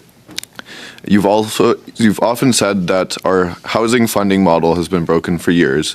So how does removing the GST on new homes under $1 million and reducing it on builds up to $1.5 million help rebalance project economics so builders can produce entry-level, attainable homes that families actually need? Thank you very much for the question. One of the strange things that's happened over the course of the past several years is that, of course, we've moved into a high interest rate environment. And during COVID, we went into a supercharged environment in terms of the cost to construct. Every cost went up. Now there's uncertainty around costs because of tariffs. And what that's done is it's introduced a tremendous amount of uncertainty in addition to additional new costs. We find ourselves in a very strange situation because whereas several years ago, development projects could in fact tolerate these types of charges. And in fact, when I was chief planner in the City of Toronto, I'm very proud of the fact that we frequently secured things like new community centers and new parks as a part of a development approval. That is no longer a viable model. It's no longer sustainable. The cost of borrowing is too high and the cost of constructing is too high. So we need to fundamentally recalibrate housing delivery. And importantly, myself and many others in the GTA, we have sites where even if we zero out the cost of land in a development, it is still not a viable project, given the cost to borrow for construction and given the cost of actually building the home. So what that means is we need a fundamentally new model for how we deliver. And it does start with eliminating these taxes and costs that projects could bear 5 or 10 years ago, but that projects can no longer bear in this current environment. It also means, and I think Canada Builds Homes is an excellent example of this, that we need to look at using public land in a fundamentally different way. At the very least, we need to zero out land in our pro formas, in addition to getting rid of a whole series of onerous costs. When we do that, we can begin to piece together viable developments that do build homes for new Canadians. And we have a great example on our Merton project, where the land was contributed by the City of Toronto. It was assembled with some of our land, and as a result, we are building 30% of that housing is deeply affordable. We're building 450 new homes, and that went to market that got approved in an expedited process and is being built in this existing market. So it's a really big clue, and I think it builds on many of the principles that you see in Build Canada Homes. Thank you. And do you see the GST reduction as a practical incentive that will accelerate new builds? It's a piece of a puzzle. There's a whole variety of pieces that we're working on. There's no golden goose. There's no one way to fix housing delivery. There's no one way to fix a pro forma. And I spend a lot of my time with my financial team looking at our various sites and our projects and figuring out what the trigger points are that can tip a project into viability. And sometimes it's a bit of reducing the parking, a shortened approvals timeline. On rental buildings, for sure, the GST forgiveness on rental buildings has been absolutely critical for rental buildings. So it's a piece of a larger puzzle. But right now, there's a lot that we need to eliminate, including DCs, in order to start getting more projects. Not all of them will become viable as a result of these changes, but some will, and that's what we need to work towards. Thank you. And do you think a national GST rebate will signal to the private sector that the federal government is more serious about creating the conditions to build? I think that's true. I think every move that's made has a positive implication, but I'll just like to say that I also do that it should not just for first-time home buyers, but any primary residents, I think is an important amendment that would have a bigger impact on movement within the housing system. Many people, I'm in this category myself, I'm an empty nester. I still live in the home that I raised my children in, but between the land transfer tax, the cost of GST on a new home, there's really a disincentive to me downsizing into a more right-sized home. And if I did so, I would, of course, be freeing up a home for a young family. So I think looking at the entire housing system and removing the GST on any primary residence is really critical. You have Thank about you. 30 seconds. Just one last question. You mentioned lowering DCs. Do you happen to have any suggestions or recommendations of what a path forward with that could be? I do. The federal government has signaled that they're interested in doing so. I think it's critical for the government to act very quickly and make it clear to municipalities that they will make them whole for any project within the next 2 or 3 years that is shovel ready, shovel in the ground. It won't be perfect. As we know, different municipalities have different Thank you, Ms. DCs. Keys-Matt. We're going to have to end it there. Thank you, Mr. Sawatsky. Monsieur Garon, vous avez 6 minutes. Merci beaucoup. Thank you very much, and thank you to our witnesses for being with us today. Mr. Lyle, I'll start with you. The equivalent of the counterpart of your organization in Quebec is La Spinale SHQ, and it is dealing with the refund for GST on new builds. For first-time home buyers, rather. They explained to us that this came about in March, but then there was the election campaign, and then there was a motion that was moved here in Parliament. So the GST refunds for contracts were refunded for those contracts signed on May 27. But that program existed already, and people started to sign contracts to buy new homes. Do you think it would be a good thing that the government would move that so important date from May to March, backdate it to March when contracts were signed? I certainly wouldn't have any objection to that happening. And I think, if you look at it in fairness, because people aren't really that conversant on some of these tax issues and how they apply and the dates and whatever. So if you heard that, you may have gone ahead thinking, oh, I'm going to get a tax rebate here, but then it didn't happen because the date was May 27th. I mean, saying that, I also accept the fact that setting those dates is a difficult choice because you're drawing a line in the sand somewhere. But if they were to move it back, I wouldn't have an objection to that. Personally, I mean, I think it's kind of fair. Et au sein de votre industrie, est-ce que vous And in your industry, has it ever happened that you've heard from entrepreneurs or builders that some of their clients learned too late that the refund that they thought they were going to be given wouldn't happen, or that their purchase did not qualify for the GST refund? Well, I wouldn't say that specifically, yes. I mean, well, yes, but the bigger issue has been, the alignment with the province. And we've had repeated calls, our members, with respect to when can I get it and what does it cover? And, we had said, well, the province will be acting on this, but that hasn't happened yet. So there's some challenges around this, but this is the difficulty, I think, in our country with the alignment of policies between the various levels of government. And that, of course, raises questions of accountability, which are so important.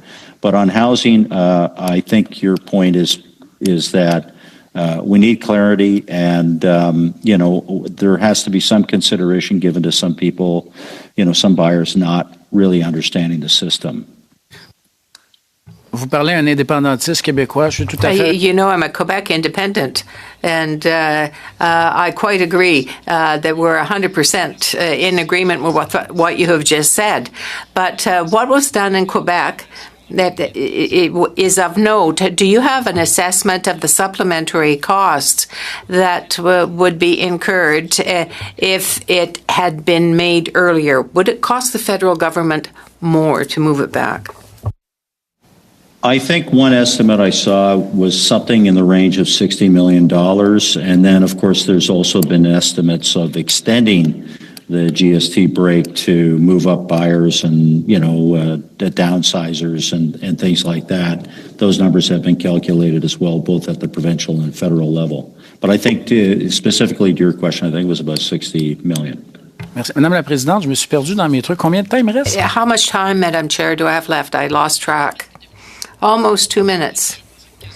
I asked, I want a question from Madam Kismat. There are a variety of programs which allow first-time home buyers to purchase. There are prices that are set that are quite high, but nonetheless, CMHC has noted that since the pandemic, amongst this group of young first-time buyers, money is coming from their family, from the parents, from the grandparents. Those young people have that type of capital, are privileged, but then there are other young people who come from more modest background, and they don't have this type of money to put forward. The Bloc Québécois, during the campaign, would like to have seen an interest-free loan from the federal government to allow these less fortunate young people, to allow them to buy a home, because, it's not everybody whose parents or grandparents is going to pony up the money to help. Thank you very much for the question.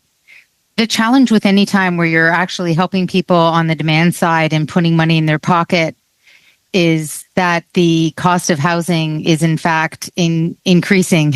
So I think the only solution is a supply side, more supply, and building more affordable housing that is targeted specifically to young people. Our Merton project is a good example of this.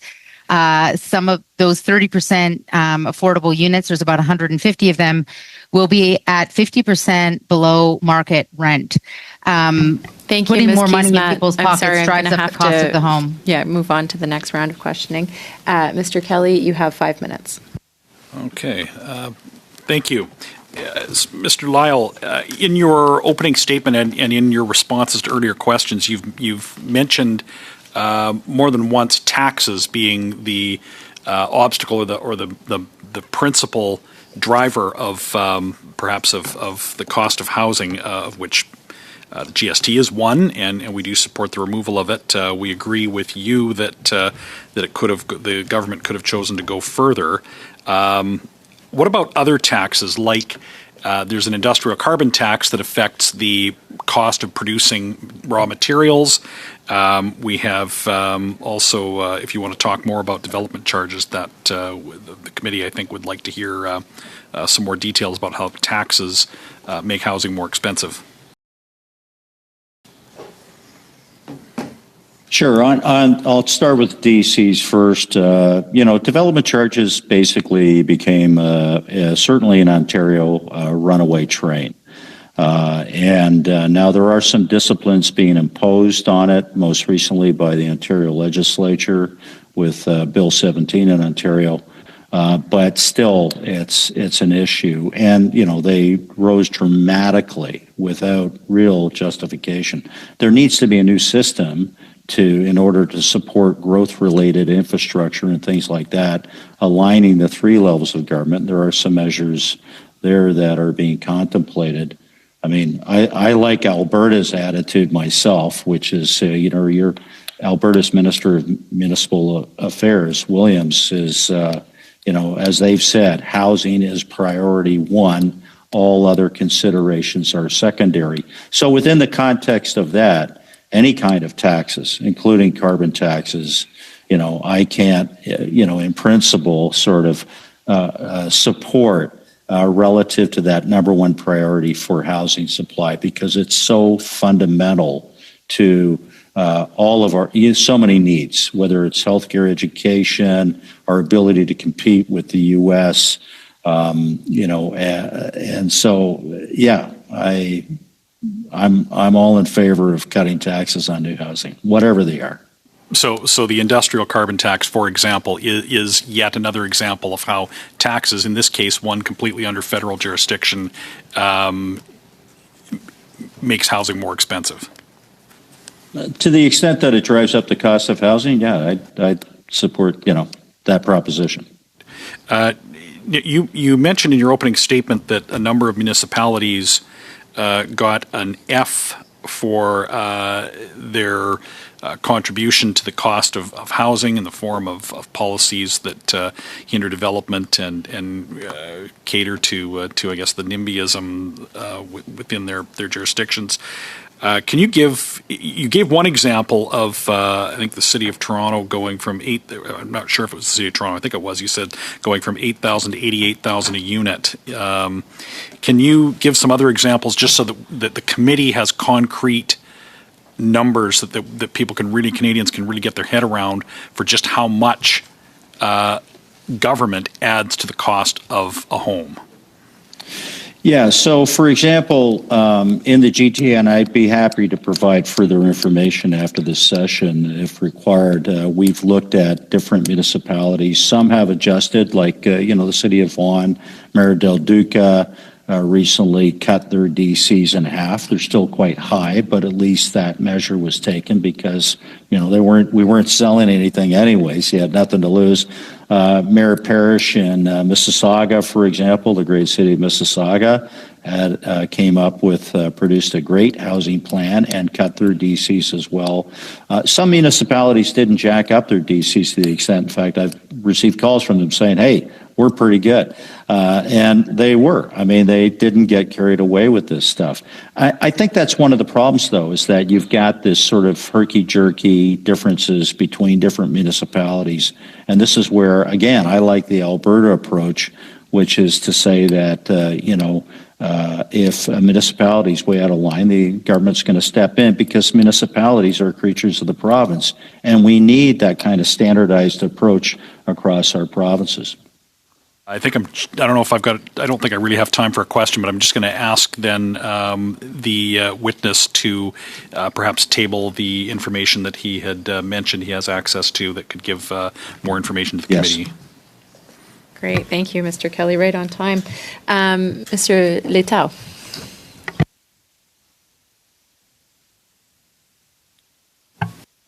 Je vois que Monsieur Cape. I see Mr. Cape is back with us. But before going to Mr. Cape, I'd like to thank Ms. Kismat and Mr. Lyle. Over and over again, that this issue really is a supply issue, it's a supply side issue. What we have to make sure is that we find ways to build as much as we can and as fast as we can. Measures that only work on the demand side, in fact, likely be counterproductive at this stage. But my question, Mr. Cape, and thank you for being back, in this context of having to work hard on accelerating construction, how do you view or what do you think the role is for non-market housing? You mentioned the Swedish example. How do you view that as being appropriate for Canada at this time? I mean, we've done it before after the Second World War, but non-market housing, how can we accelerate that? Well, thank you. Yes, and I apologize for my technical difficulties here. I guess something went down in the neighborhood, but we're back up. The non-market housing, the critical importance of affordable housing in Canada has never been more pronounced. It's a challenge right now that is being felt around the world in different communities, but here in Canada it seems to be particularly important and stressed. The various not-for-profit organizations that are leading in this space in different communities across the country all have strategies and a high degree of capability to operationalize the delivery of and the maintenance of and the management of affordable housing programs.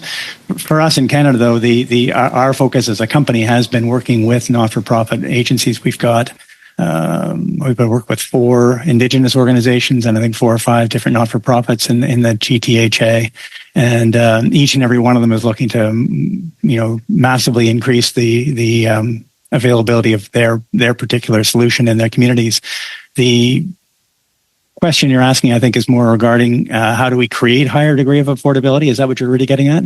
Yep, that's right. Yeah. So it's an enormously complex question with more than one particular tax solution required. So obviously the removal of GST relief being proposed is important in the mix, but there's a larger supply chain network that needs to be designed. There are critically important investments required at all levels of government to try to incentivize different ways of building in Canada. The modular focus, the idea of increased levels of completion off-site in factories, has proven to be dramatically successful in Japan and Northern Europe, with a particular focus in Sweden, where over 90% of all housing is produced off-site in fabrication facilities, producing a higher quality product much more quickly and at a lower cost. We believe that Canada has all of the ingredients to make the same success, if not globally lead in that particular space. There have been challenges, of course, in trying to roll out affordable housing programs related to modular housing and industrialized construction. These ideas have been tried over the last five decades or more. Uniquely right now, though, technology infrastructure is being designed, whether it's digital platforms and digital innovations, or in the realm of robotics and machine learning, as well as supply chain development and policy integration. All of these things are beginning to coordinate to create a unique opportunity right now for these efficiencies to be properly put together by companies like ours at Assembly, but across the country in different communities. And the opportunity for faster builds, higher quality builds, and lower cost production of housing with a focus on affordable is real. There's no doubt in my mind that the Build Canada Homes initiative that was announced by the Prime Minister and by the Housing Infrastructure Minister on the 14th of September is heading in the right direction.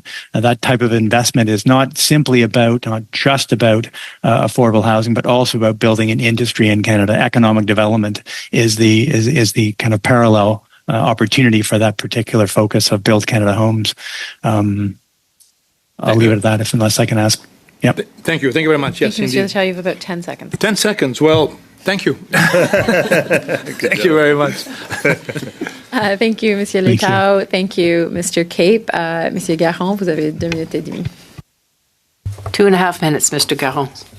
Thank you very much, Chair. Once again, to the witnesses for being with us today. Since we don't have much time, I'm going to ask an open question. We've talked a lot about the crisis of affordability and measures being put in place to allow first-time home buyers to buy a home. Ms. Casmet talked about unity and the possibility of lower than market prices. But if I look at the metropolitan Montreal area, it's clear that there are a lot of people who, even with all those measures, are still going to remain in the street. They can't attain housing. So, despite the fact that there are private industry builders that would try to help. But let me turn to social housing, where there are municipal offices for social housing to try to help out to attenuate the situation. Is that a possibility to provide housing that would be lower than market price? Is there any one of the witnesses who would like to speak to this issue? I'm happy to speak to this issue. One of the ways that we're delivering social level housing and have been in the Toronto context for the past almost 25 years now has been through partnerships with the private sector.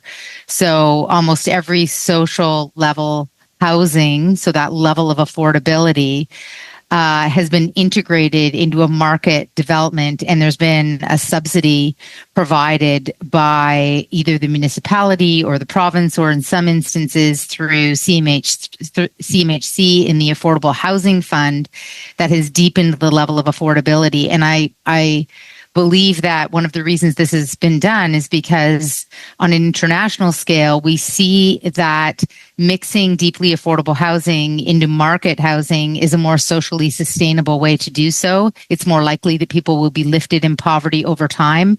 Whereas the 1960s model of affordable housing, where we built large developments of deeply social housing, and this is absolutely true in the Toronto context as well, they have become places where people have become trapped in poverty intergenerationally. And we still have those communities, and they are a real struggle. And we've been trying to turn them into mixed income communities. So this model of integrating Ms. deeply Kiesma, affordable could I just housing ask into you to micro wrap up your housing thoughts, works. please? Yeah. So that's a model that works. Okay, great. Thank you very much. Colleagues, seeing the time, we don't have enough time for another full round of questions. Allez-y. J'imagine que vous I étiez en train imagine that you were starting to announce that we had finished the question period. I have a point of order that I'd like to bring up. All right.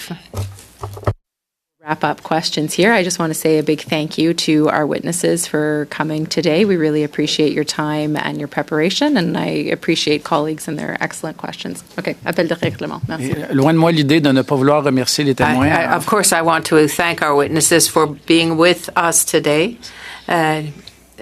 But I do have a point of order. The Minister of Finance in several instances referred to the committee in the Finance Committee in previous legislation would have asked the Minister of Finance to change the budgetary cycle. Could the Minister please table any document he has with respect to that so that we could have it for future reference? Of order, but if you are asking the committee to look into that. J'aimerais que vous fassiez, si vous l'acceptez, que vous fassiez. Would you agree to make that request of the minister, those documents that he referred to in his interventions today? Mr. Turnbull. Have some clarity. I think it was a previous OGO report, actually, that perhaps the minister was referring to. So that's the Operations Committee.